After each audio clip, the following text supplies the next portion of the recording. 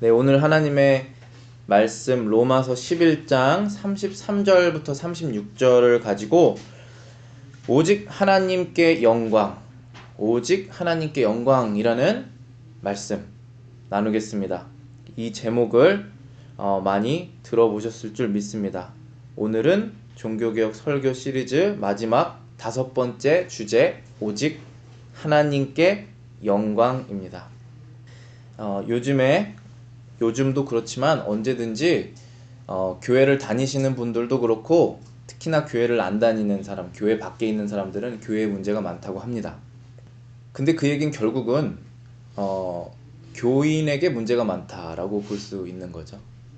왜냐하면 교회라는 것은 건물이 아니기 때문에 우리가 이렇게 모여있는 이 공동체, 신앙을 가지고 있는 사람들이 교회이기 때문에 교회에 문제가 많다라고 손가락질을 밖에서 하든 아니면 우리가 내부적으로 손가락질을 하든 결국은 교회를 다니는 사람이 문제가 있다라는 그런 말이 되는 것이겠죠. 근데 그 문제가 무엇인지 이렇게 생각을 해보면은 우리의 문제는 우리 스스로 아주 잘 알고 있습니다. 그 문제는 우리의 문제를 생각한다는 것입니다. 다시 말하면은 하나님이 어떤 분이신지 하나님이 무엇을 원하시는지를 생각을 하는 것보다 내가 가지고 있는 문제를 더 생각하면서 문제가 모든 것이 일어납니다. 근데 아이러니하게도 하나님을 생각을 하지 않고 우리의 문제에 집중을 하면 할수록 우리의 문제는 끊이지 않습니다. 계속적으로 발생합니다.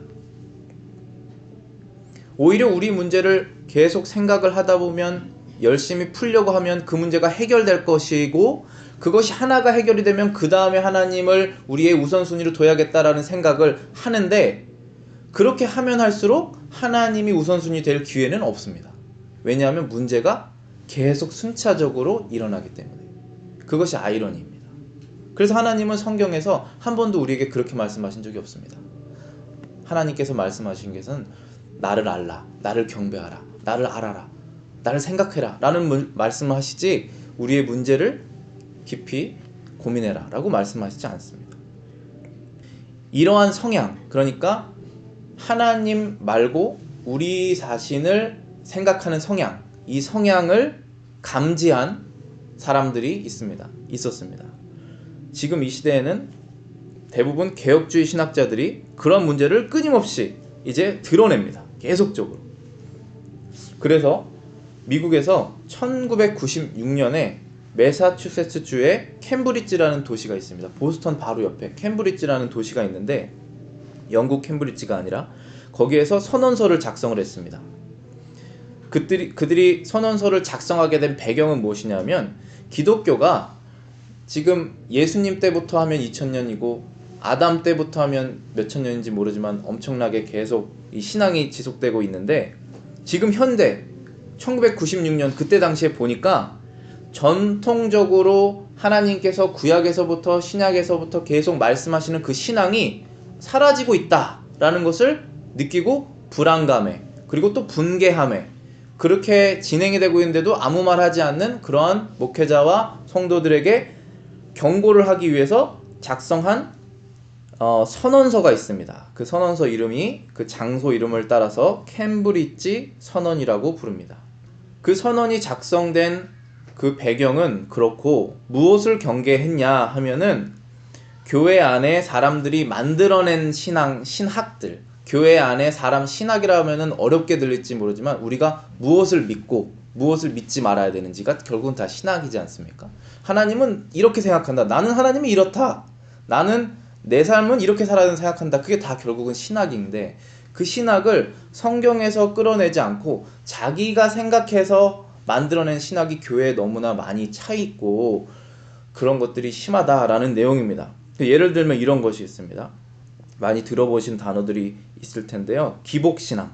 기복이라고 하면 복을 구하는 신앙이죠. 우리가 다 복이 필요하죠. 하나님 안에서 평안한 삶을 당연히 추구해야 되는 것이 맞기 때문에. 근데 그 복이라는 것을 세상화 시켜가지고 교회에 나오면 어떤 문제가 해결된다. 뭐가 해결된다. 그래서 그것을 얻기 위해서 교회에 나오는 신앙. 그래서 그것이 얻어지면 신앙의 존재가 희미해지는. 신앙을 이어나갈 이유가 없어져 버리는. 그렇게 되는. 그걸 기복신앙이라고 합니다. 그다음에 자유주의.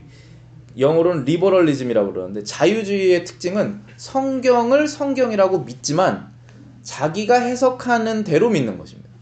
그래서 이 부분은 성경이지만 2000년 전에 사람에 의해서 쓰여졌기 때문에 이 부분은 아니고 현재에 맞게 해석을 해버리는 그런 걸 자유주의라고 합니다. 그러니까 하나님께 전적으로 의지하는 것이 아니라 자기의 머리가 좀 들어가는 거죠. 그게 이제 자유주의.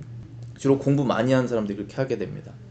포스트 모더니즘. 포스트 모더니즘이라면 세계 2차 대전 후에 사람들이 공허한 틈을 타서 등장한 사상 체계인데 진리가 없다라고 하는 것입니다. 그러니까 내가 믿는 것이 진리고 당신이 믿는 것이 진리고 서로 달라도 it's okay. 그것도 진리, 나도 진리. 그래서 예를 들어서 남자와 여자가 한 명 한 명이 결혼이다. 옛날부터 그렇게 말씀하셨다. 그거를 이제 하면 자기는 여자와 여자 결혼해도 된다. 아니면 남자 한 명과 여자 세 명이 결혼해도 된다. 하면 너와 나의 진리는 다르지만 너도 오케이, 나도 오케이. 그게 포스트 모더니즘의 사상입니다. 그걸 법적으로 보호하려고 하는 추세이고 뉴에이지. 뉴에이지가 교회에 들어왔다. 뉴에이지라는 것은 쉽게 말하면 혼합주의입니다. 그래서 뭔가 뭐 WCC라고 그러죠.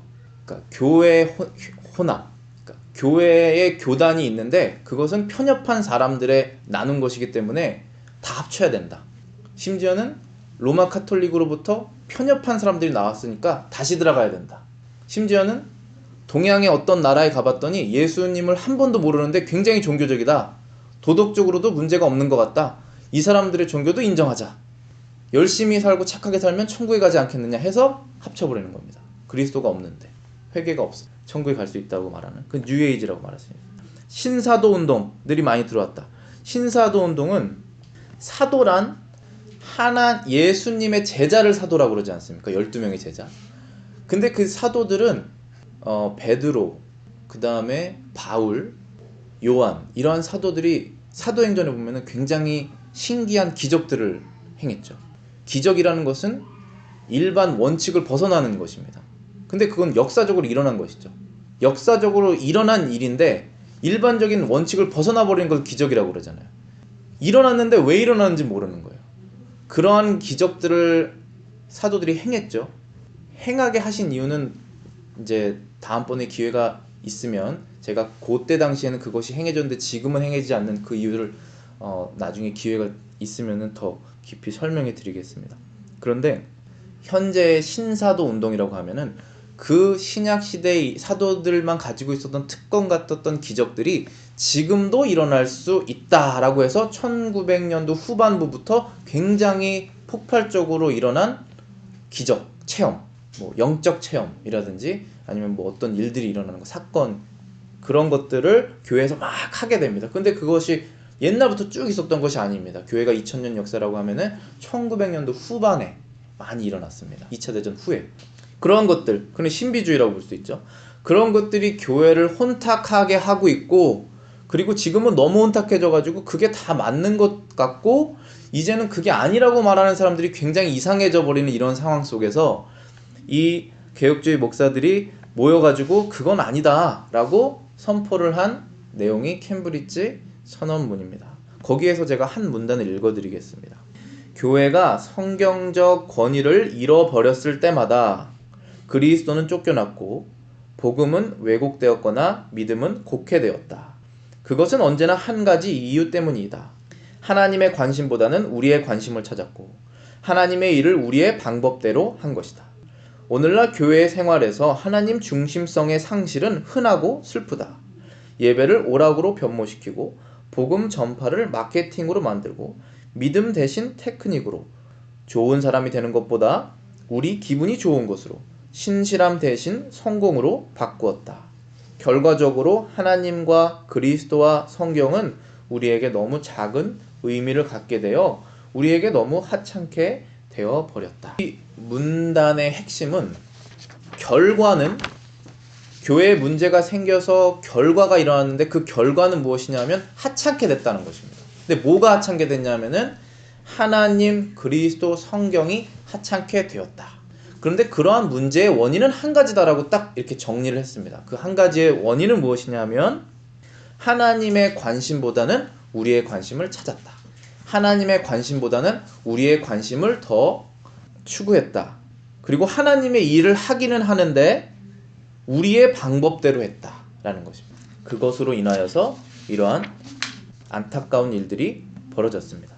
그런데 이 선언문을 작성한 그 목사님들이 굉장히 새로운 것을 발견해서 작성한 것이 아니라 이전부터 있었던 내용을 다시 말하고 있는 것 뿐입니다. 왜냐하면은 지금 이것이 1996년에 작성됐는데 그것보다 300년 전으로 돌아가면은 종교개혁할 때 400년 전쯤으로 들어가면 종교개혁이 유럽에서 일어났을 때입니다. 그때 16세기에 종교개혁자들도 이분들하고 똑같은 얘기를 합니다. 뭐라고 말씀하셨냐면은 우리 5가지 그 모토를 지금 말씀드리고 있었잖아요. 제가 계속 오직 성경, 그러니까 성경의 권위가 없어져 버렸으니까 다시 찾자라고 하는 거예요. 오직 성경, 오직 그리스도, 오직 예수, 오직 믿음, 오직 예수, 오직 은혜, 그리고 오직 하나님께 영광. 그래서 마지막 오늘 5번째가 오직 하나님께 영광을 말하는 것입니다. 오늘 본문 로마서 11장 36절 말씀에 보시면은 이렇게 기록되어 있습니다.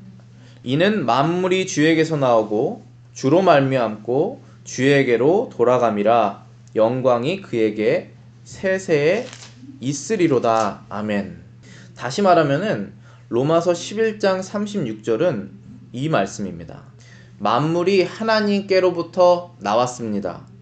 만물을 지금 현재 존재하고 있는 것이 다 하나님께서 창조하셨습니다. 그리고 창조하신 그 만물이 현재 무너지지 않고 지속되고 있는 것도 하나님이 하시고 계십니다. 그리고 만물은 결국 다 하나님께로 다시 돌아갈 것입니다. 그렇기 때문에 모든 영광은 영원토록 하나님께만 있습니다. 당연히 그렇습니다. 아멘. 라고 말하는 것입니다. 교회에 왜 문제가 있습니까? 다시 말하면 교회는 교인이니까. 우리 삶에 왜 그리스도인으로서 우리의 삶에 왜 문제가 있습니까? 어떻게 그 문제가 깨끗이 해결이 될 수 있습니까?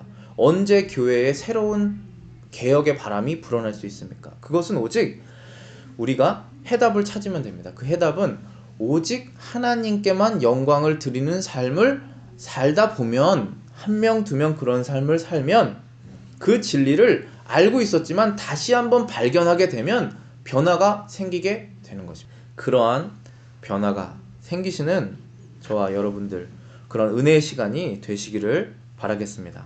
우리가 오직 하나님께 영광을 드려야 한다는 것을 알려면은 2가지를 알면은 충분하다고 생각합니다.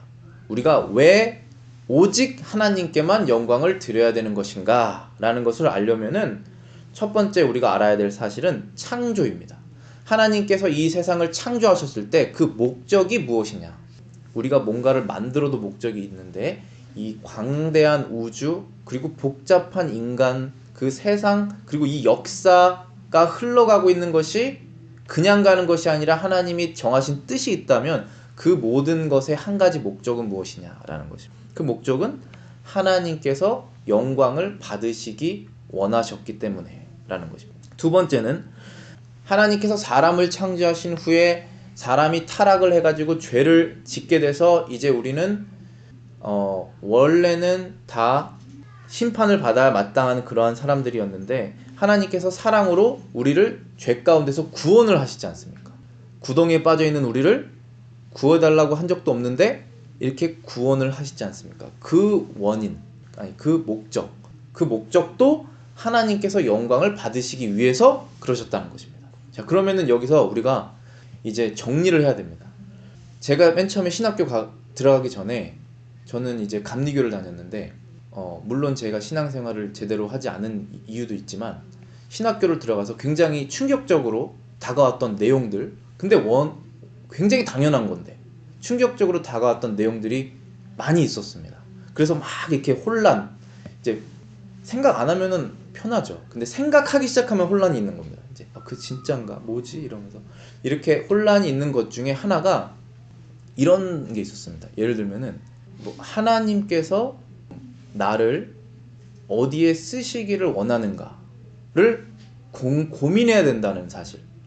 예전에는 내가 원하는 것이, 내가 지금 해야 될 것이 이거, 근데 나쁜 것도 아니고 당연히 해야 될 것들 있지 않습니까? 그 청년 때면은 결혼이라든지 학업이라든지 취업이라든지 당연히 해야 될 것들을, 그것도 하나님이 원하시는 것 방식대로 하려고 하는데 하나님이 언제 어떻게 도와주실 것이며 내가 그것에 도움을 끌어내려면 무엇을 해야 되는가 라는 것이 신앙의 초점이었다면, 신학교에 들어가서 사람들이 얘기하는 것, 그리고 그 사람들의 기도의 내용, 그리고 가르침의 내용들을 보니까 하나님이 지금 나에게 원하시는 것은 뭔가를 알아내려고 하고 있다는 것을 보고 굉장히 큰 충격을 받았습니다, 저는. 그러니까 내가 하나님을 선한 목적을 위해서 사용하는 것이 아니라 하나님의 목적을 위해서 제가 쓰임을 받고, 만약에 버려지든지 안 버려지든지 그것은 하나님이 하시는 것이다.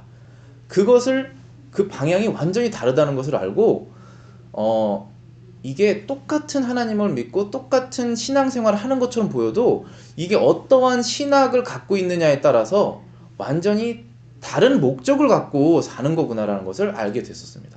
그러니까 만약에 제가 여러분께 이 두 가지, 하나님이 세상 만물을 말씀으로 탁 이렇게 창조하시고, 그리고 창조해놨더니 금방 타락을 해버린 사람을 다 구하시진 않죠. 하나님이 원하시는 뜻대로 구원을 하시는 그 구원, 창조와 이 구원이 있는데 그것의 목적이 다 하나님이 홀로 자신만 영광을 받기 원하시는 것이다 라고 하면 우리 마음속에 왜 그래야 되지?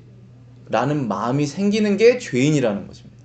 왜냐하면 어떤 한 사람이, 우리 이렇게 지금 하나 둘 셋 넷 7명, 한 명이 영광을 다 받아야 된다고 생각하면 우리는 견딜 수가 없습니다. 사람의 질투이고 사람의 교만입니다. 그런데 그것을 하나님이 하신다고 하면 하나님을 사람처럼 생각해서 거기에 우리 감정이입을 해버린다는 것입니다. 그런데 하나님은 전적으로 선하시고 전적으로 은혜가 넘치시고 전적으로 오래 참으시고 하나님은 악이 하나도 없으신 그런 분이라는 사실을 우리가 알 때, 이 모든 영광을 저분만 받으셔야 되는구나 라는 것을 우리가 인정할 수 있다는 것입니다. 그때부터 우리는 천국에 들어가고 싶어서 하나님을 믿는 것이 아니라 하나님을 찬양하기 위해 난 천국에 가야겠다 라고 바뀌는 겁니다. 되게 다른 내용입니다. 천국에 들어가고 싶어서 하나님을 믿는 것은 결국은 또 중심이 자기 자기입니다. 모양은 비슷한데 목적이 다르죠. 근데 천국에 들어갔는데 하나님을 그러면 영원히 찬양하고 싶지 않으면 어떡합니까? 되게 다른 문제입니다. 이 두 가지, 하나님께서 창조하신 것도 하나님이 영광을 다 받으시기 위해서, 그 다음에 하나님이 구원을 하시는 것도 하나님의 영광을 다 받으시기 위해서 하신다는 것입니다. 그럼 첫 번째 창조, 창세기 1장 1절에 태초에 하나님이 천지를 창조하시니라 라고 말씀하셨습니다. 오늘 제가 인용하는 구절들은 다 주보에 적어놨습니다. 하나님께서 세상을 말씀으로 창조하셨습니다. 이 세상이라는 것이 없고 시간도 없고 공간도 없고 우주도 없고 그냥 아무것도 없는 그런 상황에서, 그것이 상상이 안 되죠. 우리는 그 상황에서 하나님만 홀로 영으로 존재하십니다. 그런데 말씀으로, 하나님의 능력의 말씀으로 없는 것에서 물질이 다 생겨버렸습니다. 시편 19편 1절엔 이렇게 말합니다. 하늘이 하나님의 영광을 선포하고 궁창이 그의 손으로 하신 일을 나타내는도다. 우리 오늘 맑은 하늘, 저 파란색 하늘을 보면은 하나님의 영광을 볼 수 있어야 한다는 것입니다.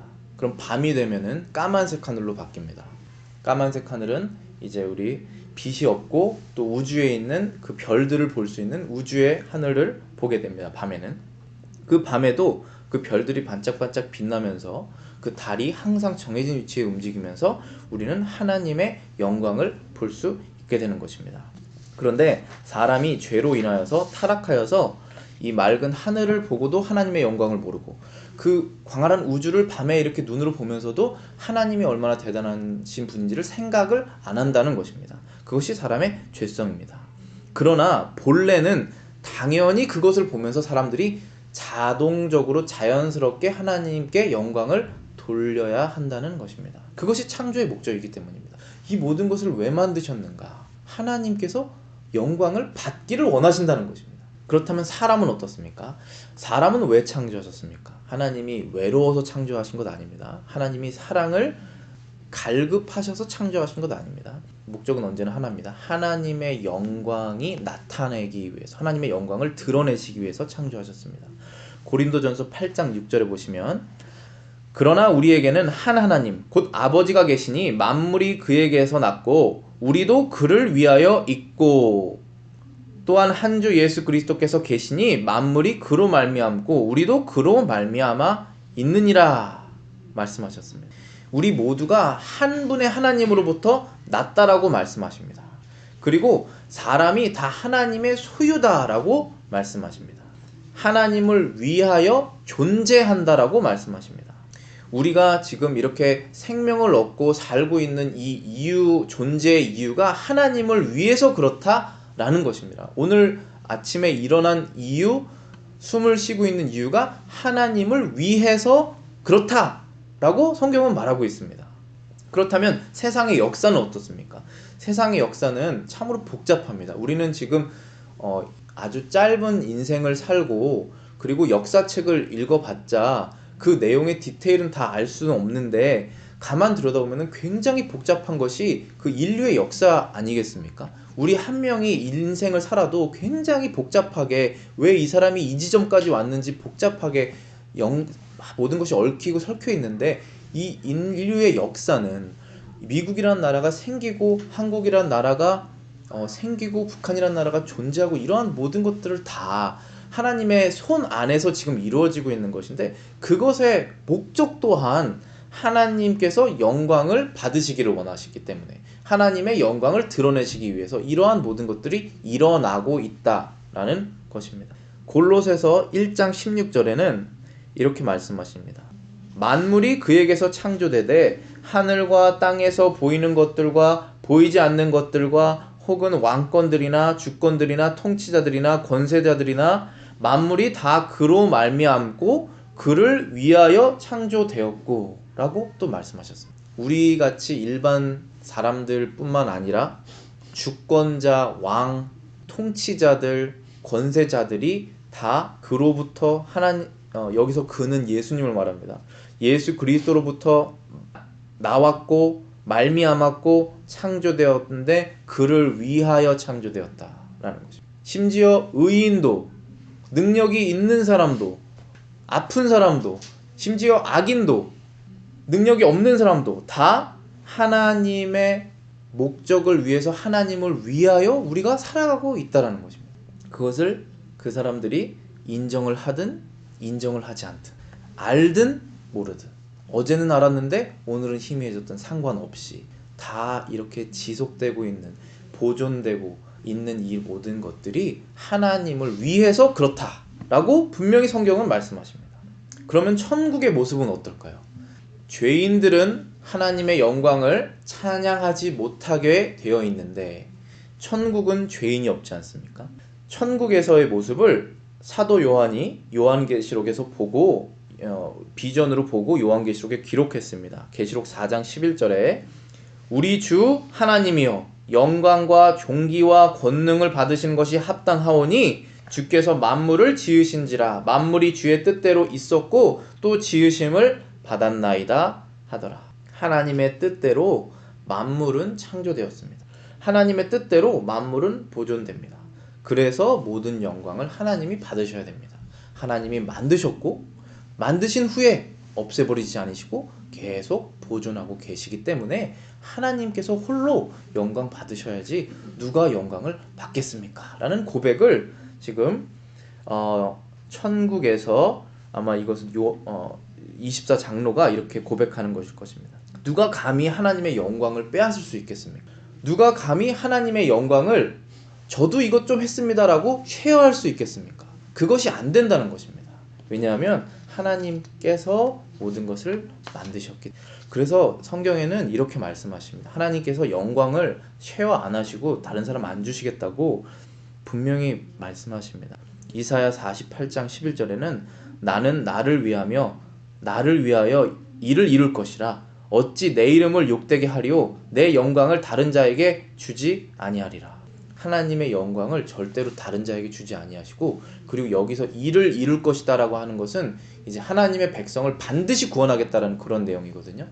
하나님의 백성이 얼마나 쉽게 약하게 넘어집니까? 근데 그들을 끝까지 구원하겠다라고 말씀하신 내용입니다. 근데 그걸 왜 하시냐면 자신을 위해서, 나의 이름을 욕되게 하지 않기 위해서.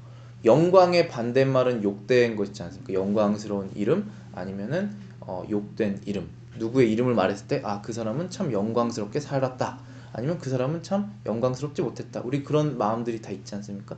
근데 하나님이라고 말하고 여호와 이렇게 얘기했을 때 그분의 이름이 욕되지 않기 위해서 구원받기 합당하지 않은 자들을 구원을 하시겠다라고 말씀하시는 것입니다. 그래서 하나님은 절대로 그 영광을 다른 사람에게 주시지 않습니다. 자연스럽게 우리 두 번째 주제 구원으로 이렇게 넘어가게 되는데요. 하나님께서 죄인들 가운데서 하나님께서 구원하시는 자들이 있습니다. 그것을 이제 죄인 중에 구원이라고 부르는데, 그 이유도 결국은 하나님의 영광이 하나님의 영광을 나타내시기 위해서 그것을 하신다는 것입니다. 만약에 창조가 하나님께서 하셨고 하나님이 보존하시고 모든 것이 다 하나님께로 돌아가시기 때문에 하나님의 혼자 영광을 받으셔야 된다라고 한다면 구원도 똑같이 그렇습니다. 왜냐하면 구원도 하나님이 시작하셨고 하나님이 지속하시고 하나님이 완성하시기 때문에 그런 것입니다. 만약에 저와 여러분들이 구원을 받았다면 우리가 구원의 시작점이 아닙니다. 성경에서도 너희가 하나님을 사랑하는 것이 아니라 하나님이 너희를 사랑하셨느니라 라고 시작하는 그 주체가 정해져 있지 않습니까? 우리는 한 번도 하나님을 사랑하지 않았습니다. 하나님이 우리를 사랑하셔서 우리를 구원해내는 것입니다. 그러니까 시작점도 하나님께 있습니다. 손을 내밀어 끌어당기신 게 하나님이라는 뜻입니다. 그러면은 우리가 구원을 딱 받아서 지금 구원받은 상태로 살아가는데, 그럼 날마다 우리가 마음을 다시 추스려서 유혹에서 멀어지고 멀리 도망가려고 하고 하나님께 거룩한 삶을 드리려고 하는데 늘 넘어지는 그런 삶이 있지 않습니까? 그때 하나님께서 그걸 계속적으로 보존하고 지키지 않는다면 우리는 다시 원상복귀로 돌아가게 되는 것입니다. 그러니까 시작한 것도 하나님이시고 계속 앞으로 이렇게 끌어당기시는 것도 하나님이시다. 그거를 이제 견인이라는 표현을 씁니다. 견인차. 동력이 아예 꺼진 차에 끌어당기는 힘으로 가는 것. 그것을 견인이라고 그러는데, 성도의 구원 그리고 계속적으로 나아가는 방향을 견인이라는 표현을 씁니다. 그런 것처럼 우리가 지금 구원받은 사람으로서 그리스도의 삶을 만약에 살고 있다면 그것도 어디서부터 힘을 받아서 하고 있다는 것입니다. 그것 하나님의 힘으로. 그리고 마지막에, 그러면 구원받은 사람들이 한 명도 실패하지 않고 천국에 들어간다는 보장이 어디 있습니까? 만약에 우리의 자신의 신앙의 능력을 믿는다면, 실력을 믿는다면 장담하실 분이 계십니까? 아무도 그렇게 할 수 없잖아요. 그러니까 하나님이 그렇게 하시겠다라고 말씀하십니다. 지금 이사야 48장처럼 내가 이룰 것이다. 내 이름을 욕되게 하지 않기 위해서 내가 이룰 것이다. 그럼 마치 이런 것입니다. 우리 부모가 자녀가 타락했을 때 부모의 이름이 욕되지 않기 위해서 끝까지 포기하지 않는 것입니다. 우리는 포기할 수 있죠. 어느 순간에는 진짜 넌 아니다 이렇게 할 수 있는데 하나님은 안 하신다는 거예요. 왜냐하면 하나님의 이름을 위해서 끝까지 하십니다. 그래서 이 구원이라는 것도 시작도 하나님이 하셨고 보존도 하나님이 하시고 마침표를 찍는 것도 하나님이 하신다는 것입니다. 창조랑 똑같습니다. 창조도 시작 하나님이 하시고, 이 창조 지금 이 세계가 돌아가고 있지 않습니까? 이것도 하나님이 하시고 마지막에 종착점을 찍지 않습니까? 새 하늘과 새 땅이 올 때는 이 하늘과 옛 땅이 사라진다고 했습니다.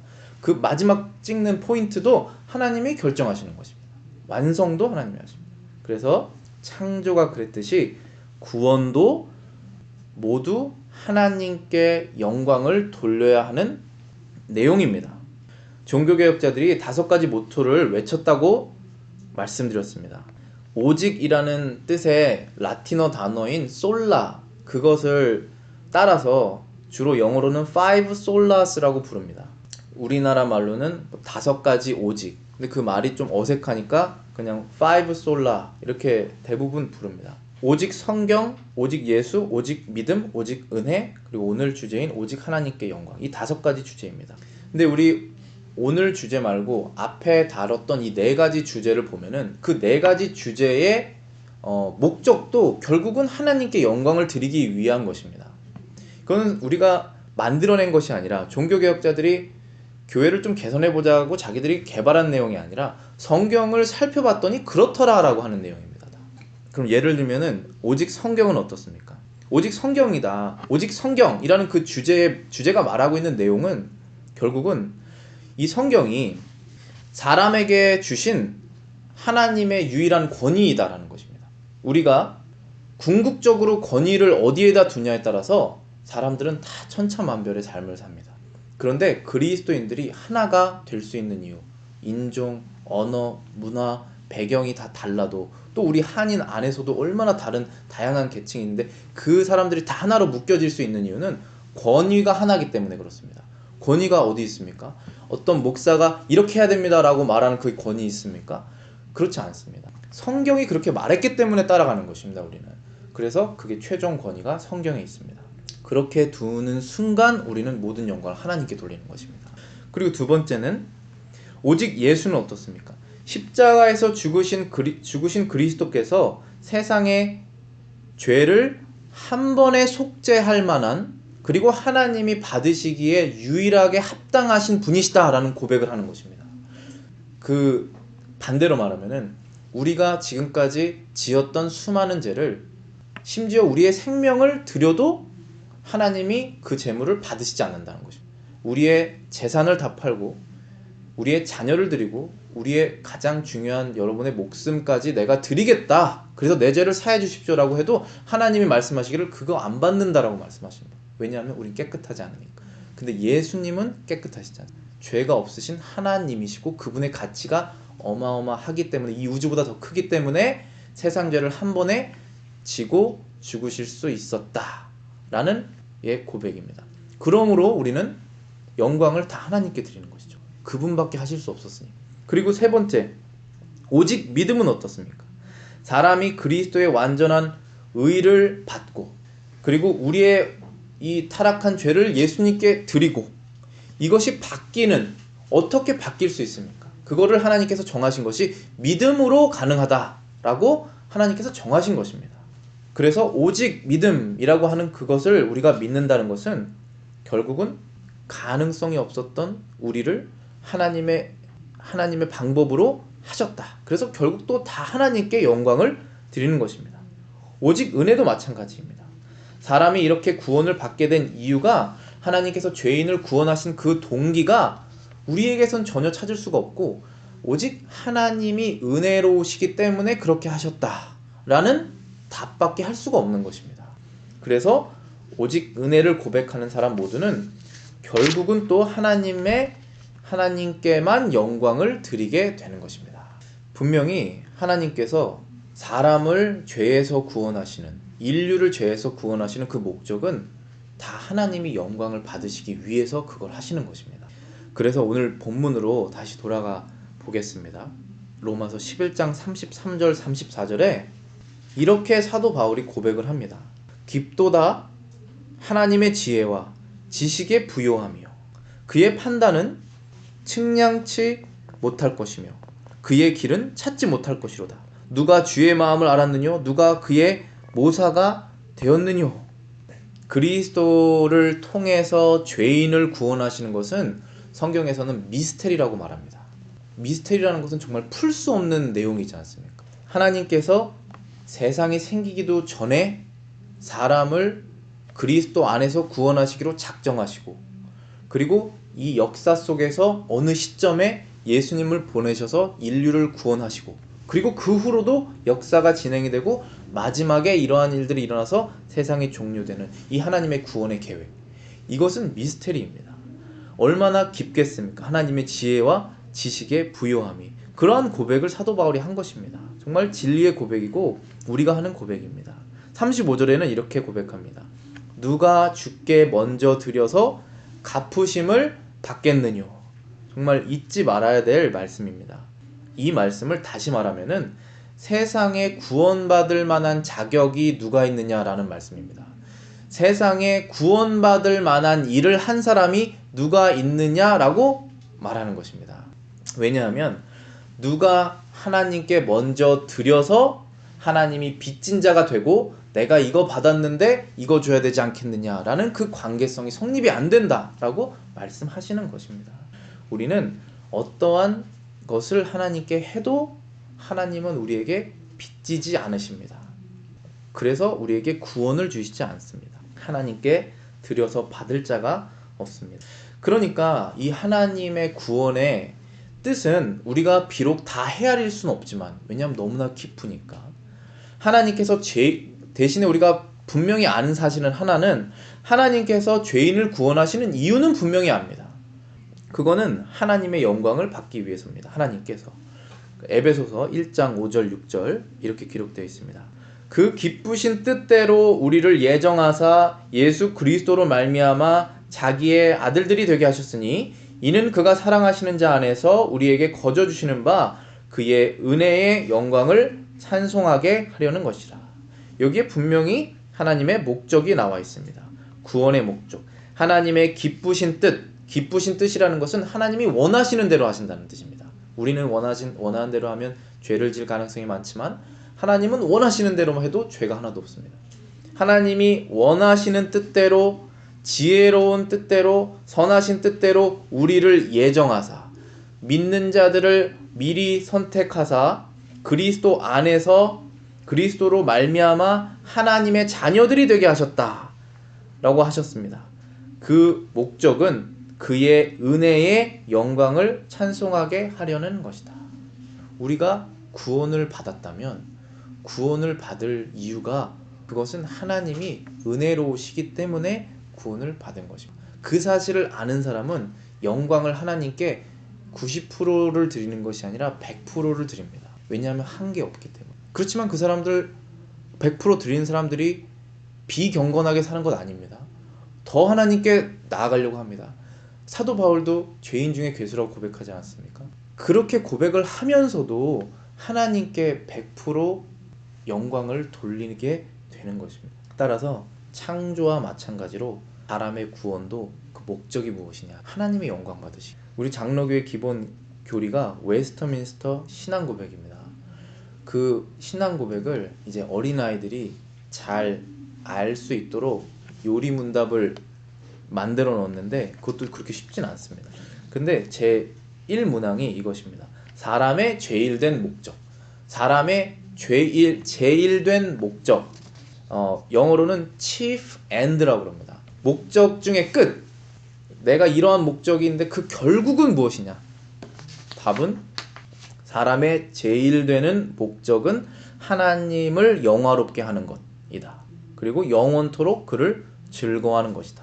이 질문은 세상에 태어나는 모든 사람이 갖고 있는 질문입니다. 내가 오늘 왜 살지? 그런데 아무도 답을 안 알려줍니다. 근데 성경은 말합니다. 하나님의 영광을 위해서 세상에 태어났고 오늘도 생명을 유지하고 하나님께서 너에게 모든 걸 주셨다라고 말씀하십니다. 이러한 성경의 진리, 그리고 삶의 목적을 알고 생활하는 사람과, 그리고 우리가 인식하고 생활할 때와 그렇지 않았을 때 얼마나 삶이 다릅니까? 지금 이 요리문답이 어린이들을 가르쳐주기 위해서 만든 제1문항입니다. 3살, 4살, 5살 때부터 알려주는 이 문항입니다. 너가 오늘 왜 살지? 하나님의 영광을 위해서. 그렇게 알고 삶을 사는 사람과 내가 뭔가 문제를 해결해보고자 교회에 들어온 사람과는 전혀 다른 목적으로 살 수밖에 없습니다. 그런데 바꿔질 수 있습니다. 왜냐하면 성경이 우리를 가르치기 때문에.